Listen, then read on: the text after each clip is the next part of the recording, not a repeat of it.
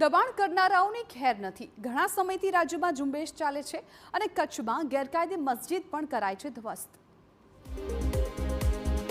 મકાનો પર ફરી વળ્યા બુલડોઝર, કોમર્શિયલ બાંધકામો પણ તોડાયા, ધાર્મિક દબાણો પણ દૂર કરાયા। કચ્છના આદિપુરના ઘોડા કેમ્પ વિસ્તારમાં તંત્રનું બુલડોઝર ફરી વળ્યું। રકાયદે મસ્જિદનું 5000 ચોરસ ફૂટ બાંધકામ જમીનદોસ્ત કરાયું છે અને આ સાથે અંદાજે 4 થી 4.5 કરોડની સરકારી જમીન દબાણ મુક્ત કરાઈ।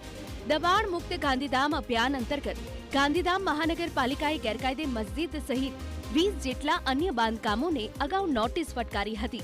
સ્વૈચ્છિક દબાણ દૂર કરવા સૂચન કરાયું હતું। જો કે નોટિસની સમયમર્યાદા પૂર્ણ થતા પોલીસ બંદોબસ્ત સાથે મેગા ડિમોલિશન કાર્યવાહી મનપાએ કરી। દબાણ હટાવવાથી ગાંધીધામ મહાનગરપાલિકાના આશરે 2000 ચોરસ મીટર જેટલી રૂપિયા 4.5 થી 4 કરોડથી 4.5 કરોડ રૂપિયા જેટલી કિંમતના પ્લોટ જમીન ખુલ્લી કરવામાં આવશે। દબાણો સામે લાંબા સમયથી કાર્યવાહી ચાલી રહી છે અને વર્ષોના વર્ષોથી કરેલા દબાણો પણ હવે દૂર કરાઈ રહ્યા છે। જો કે સાવચેતીના ભાગરૂપે અનિચ્છનીય બનાવ ન બને તે માટે ચુસ્ત પોલીસ બંદોબસ્ત ગોઠવાયો હતો।